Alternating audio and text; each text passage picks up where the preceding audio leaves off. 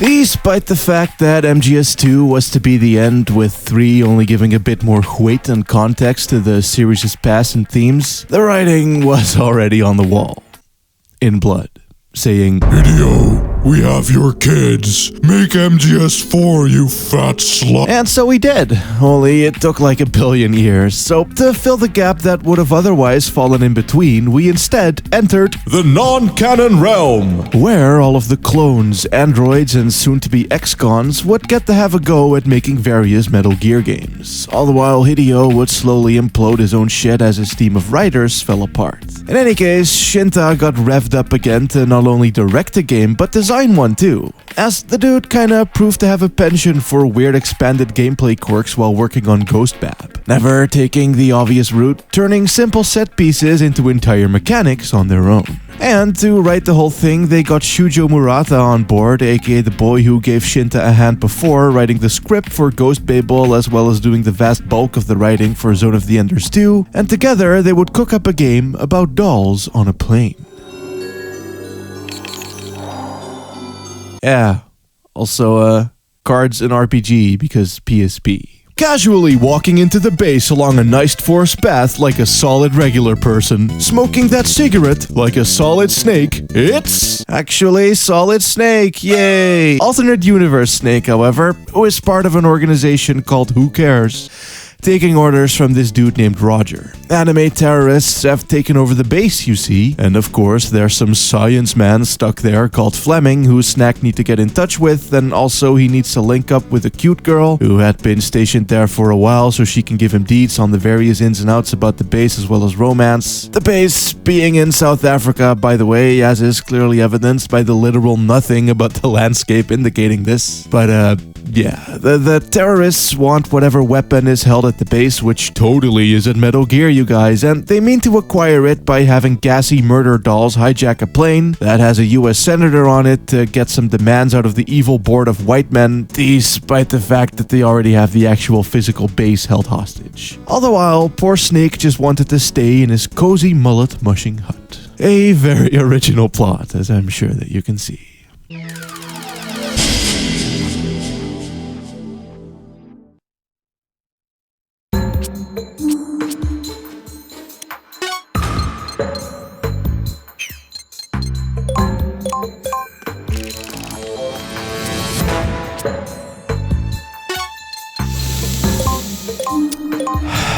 Atmospherically and aesthetically, Acid is rather uncanny, and I kinda love it, as everything in this game is done by what were at the time B-Team people and assistants. Composers, for example, Nobuko Toda, aka the lady who did the cutscene scoring for MGS1 before Harry got on board on more recently Did Survive as well. Suichi Kobori, who worked at Konami mostly on Beatmania games and is currently composing for the Evil Within series, and Akihiro Honda, who mostly did minor shit before this, more or less getting his start here, who today is one of the main arrangers on the Konami soundtracks in Smash, were, and as you can still see, are people who don't get a lot of clout and are thus forced to adapt to whichever style the property is known for, which in this case is Bargain Bin Norihiko. Clearly, they got all of the assets using the exact same sound bank, but it's also quite evident that they write and construct melodies and rhythms in their own way, thus resulting in Uncanny. It's the same with the art style too, with the lead character artist being Tsubasa Masao of current Fire Emblem's fame, who adopts the water-painty vibes of Metal Gear's past, only with these weirdly exaggerated anime caricature faces that make everyone look super freaky.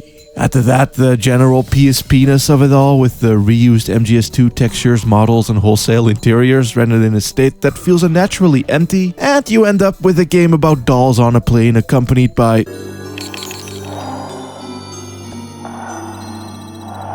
but also mind-reading anime girl and action hank anime girl who looks nothing like her in-game model. It's a bit lower budge, so to say. Sure, it has a story with many dialogues, but none of it's voiced, nor is the camera work good at all. It's just a bunch of simple drag-and-drop panning shots with some really badly framed frames, like why is he so off-center, clashing with his own text bar? It's weird. And the portraits don't emote either, and really only shine when the full-screen art happens. Suffice it to say, the opening bits of the game made me both incredibly intrigued and worried.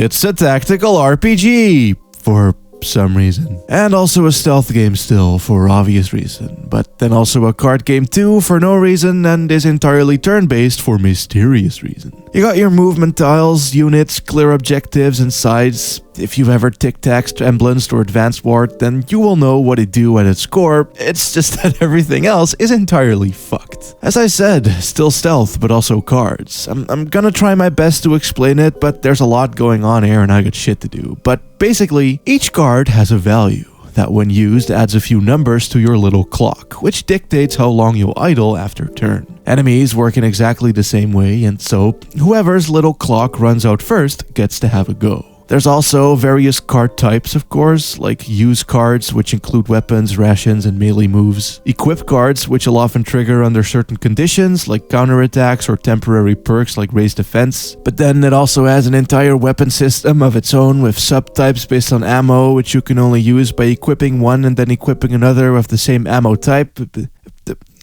It's weird. And then also miscellaneous bullshit cards, like summons from the Canon realm who do big AoE damage, and shit like key cards, boxes, mine detectors, and the usual Metal Gear shit. Now, when you select a card, you can either use it for its intended purpose, or sacrifice it to be able to move. You can only use 2 cards per turn as well, and non-card based actions like crawl, climb, flatten, knock, or punch will take a turn too. Which you will need to do too, as getting spotted still means alert phase, which still means loads of extra boy units, and you're still only one you.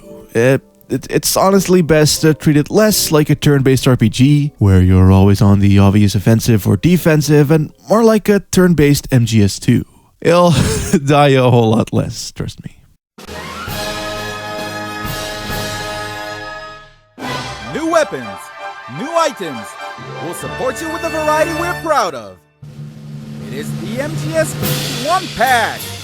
Stun grenades to knock enemies unconscious, and a cardboard box to fool their eyes. Check out the card shop during intermission.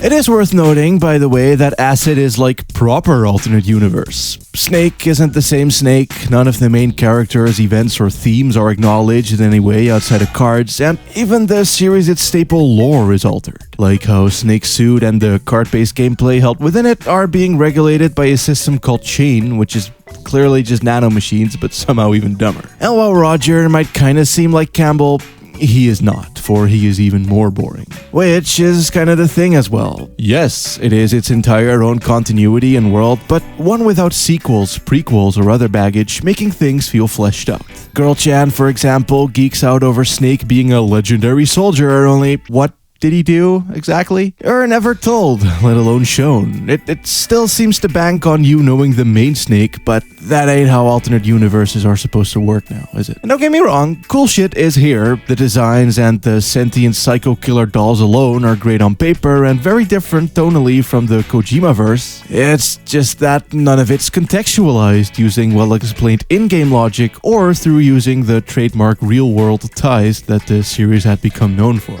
I mean, instead of a weapons expert who is a cheeky gun nut informing you about all the crazy tech that you'll be using, you get a psychic who just straight up tells Snake where to go based on visions you don't get explained. It's just bullshit, really. Straight up magic that ain't tied into the chain system either, that unlike MGS3's bullshit, is treated to be taken as seriously as the well thought out gun nuttery of Metal Gear's past. Thus, making the entire world and its stakes unbelievable, which ain't even saying shit about the main overarching plot.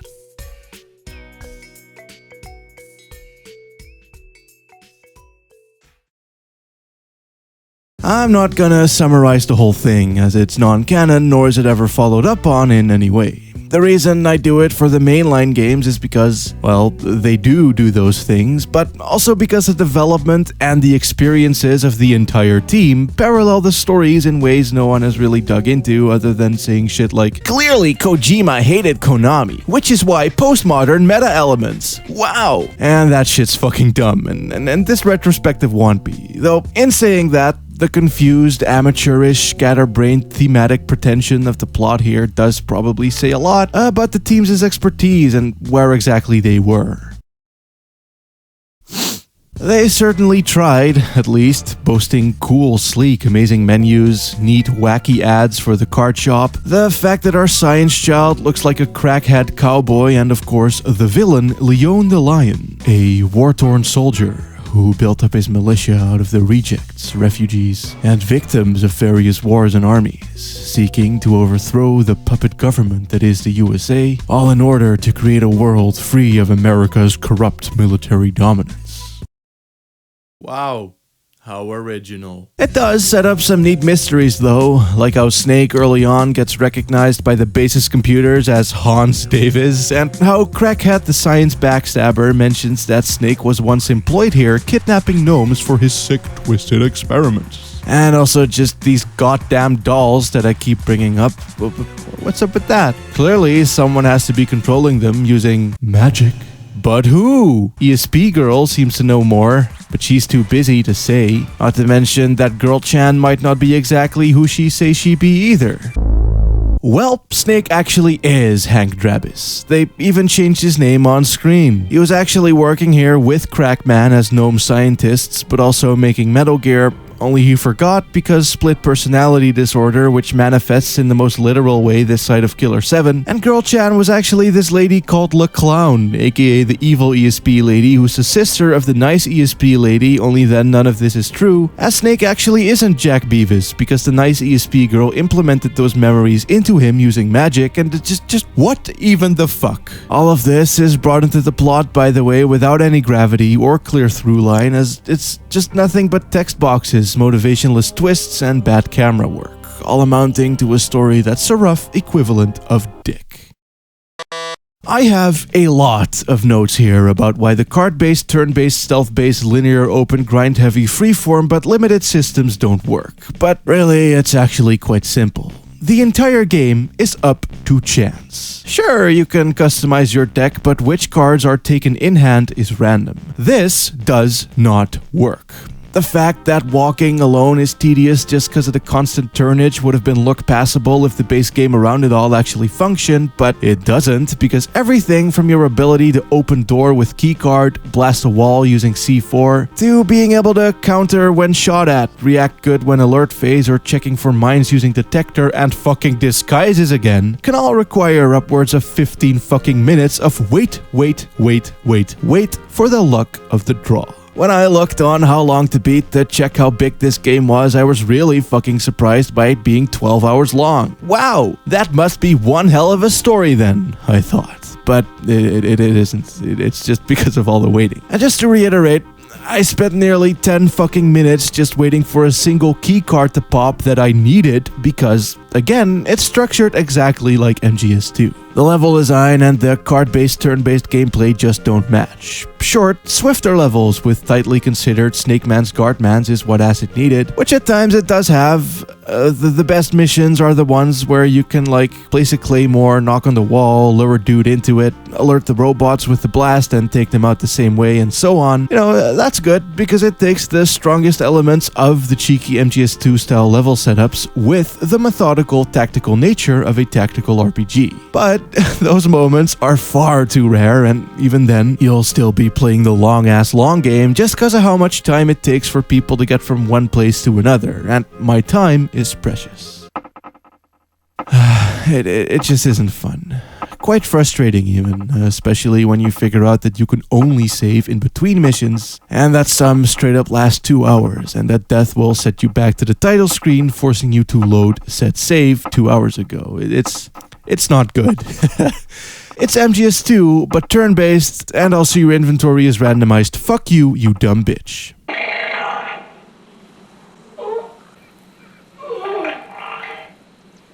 While in the card shop buying booster packs, a young Johnny Sasaki fell into Snake's lap, shown at his worst with bum up in air. It was clear that for Johnny, Konami did not care. Oh, poor Johnny. Oh, poor pooping Johnny.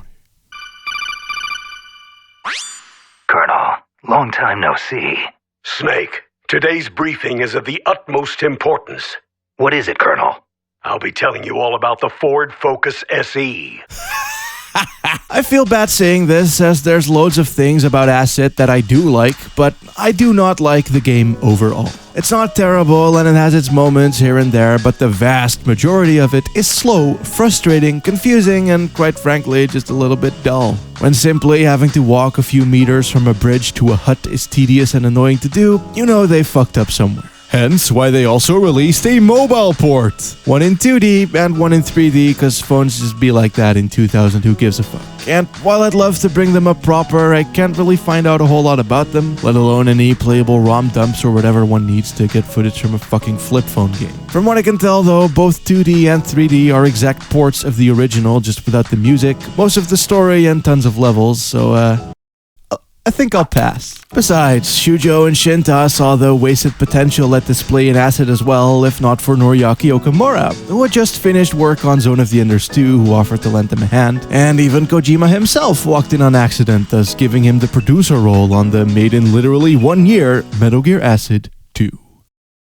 Already, Hideo's influence is showing. Flying in casually like a solid passenger, not being solid at all like a guy just named Snake, it's just Snake. And he has amnesia, a cool scarf that says, "I listen to Duran Duran and I don't care who knows it," and is also a South American freedom fighter. This soldier has found secret to taking out corrupt politician and drug lord. The feds hate him. Which is why they captured a dude, forcing him to infiltrate a military research facility turned Metal Gear silo just to stick his stick into a hole somewhere to get some data lest he be put on death row. Only, of course, while he's there, the base gets taken over by some anime terrorists who threaten to nuke shit if nobody comply. And also, the FBI guy was actually just acting on his own and is really nice IRL TBH fam. And so this really friendly looking government official takes over, who tells Snake to do something about the nuke threat while he's there and to also work with his big booby princess waifu, Venus. Real subtle name there, you guys. Segue into this being the same game, same cards, same deck editor, same mechanics, same controls, only not shit, due to one key factor. They streamlined everything. Standing, crouching, laddering, turning around don't require whole cards or turns and can be done on the spot like a normal. Now, you could, walk up to a wall, flatten up against it, knock, get away from the wall, go prone, and hide in a cubbyhole all in one turn. Thus, not having to wait a full fucking minute in between all of those steps. It's great. Same with how opening doors or picking up items doesn't require you to stand still on or in front of them anymore, wasting movement tiles, and you can even use basic CQC moves without spending any cards at all. Just standing next to a guy and doing punch button is more than enough. Which not only saves you tons of time, but it also avoids a lot of unnecessary alert phases. I really shouldn't understate how big of a diff this makes, as seeing S2 is literally half of Acid's length. Story-wise, it is of similar substance, so it legit was the randomized Garbo bullshit packing on the hours in the OG.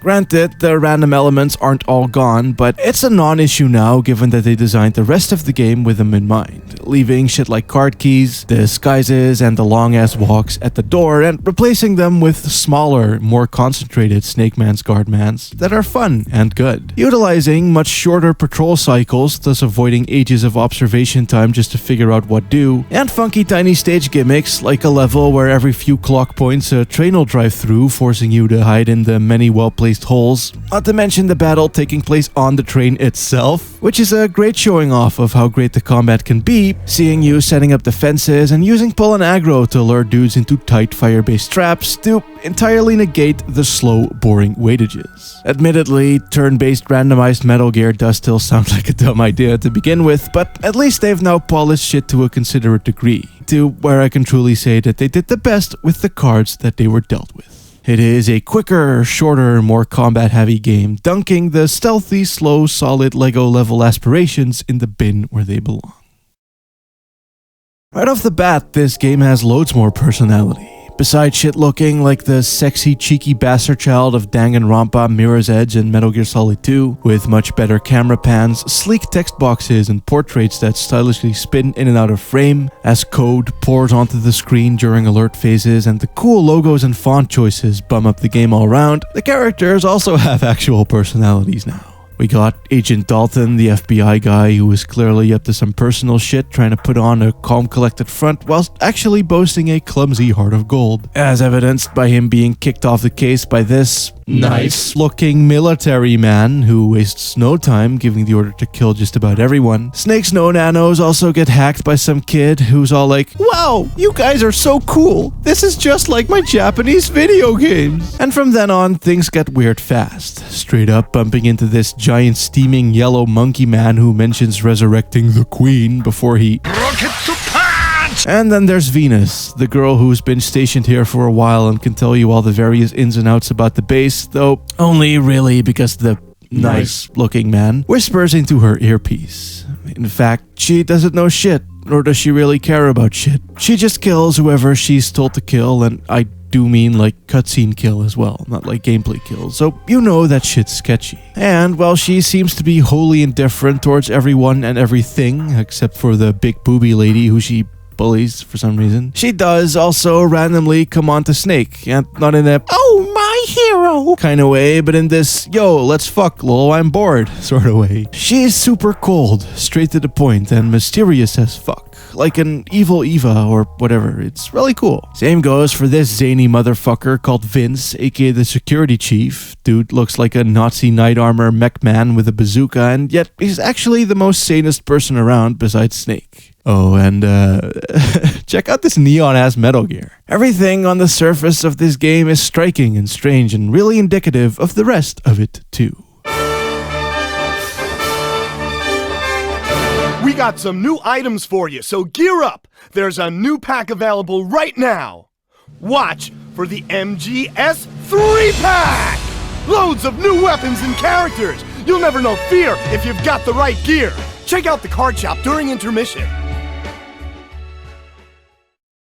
While the writing might still be a tad dry and expository, it actually managed to trip up and dunk on various tropes of the Metal Gear series regardless. I mean, aside from Venus being an anti-damsel psychopath passive-aggressive fanservice machine, the actual acts of anime terrorism are being committed by the researchers themselves. Normally, you'd only see them peeing pant and being used to further villain and Snake, but here they're taking charge, using the creations that they were forced to make like Monkey Man and Metal Gear to take back what they think is theirs. And so, the big Nazi guards fight back as the facility's security defenses just because it's their job, really. All the while, Snake and Venus are there getting blackmailed into ending this somehow, not belonging to either side, except for that Venus is also an evil asshole. But then so is Snake maybe, because amnesia. But then so are the researchers, as most of their research involve fiddling with gnomes. And none of this, mind you, says anything about this guy. Like, Jesus. He is such an obvious villain that you almost start to doubt yourself if he is, as the game goes on to make everyone look bad.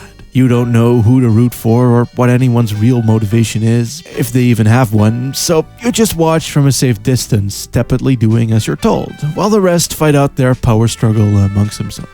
It's actually pretty cool, and doesn't disappointingly derail either due to how the game is only about 10 hours long. Not gonna spoil shit any further, as I know that the game sold like shit, and thus will assume that most of you watching haven't actually played it, though what is worth noting is that it emulates a bit weird, crashing my shit multiple times, hence why I had to nab the monkey scene off of YouTube, and it also has some frame rate issues, which I've never seen any other game on this emulator do. So you might want to play it on an actual PSP, is what I'm saying. Especially because that grants you access to the 3D Goggles Titty Theater. Also, it has a mobile port too, which, based on this one whole trailer video thingy, seems to take a bit more liberties with the level design kind of functioning like more of an Acid Missions Pack Gaiden than anything else. So that's neat. Suffice it to say though, the B-team did successfully flesh themselves out for the most part. Plus, while Kojima was working on Acid 2, he slowly began to see the cheeky potential of the Sony PSP. Not to mention that those cell phones might come back in a big way just as well. So, join me next time for the second part in the B-team fueled filler arc. Yo.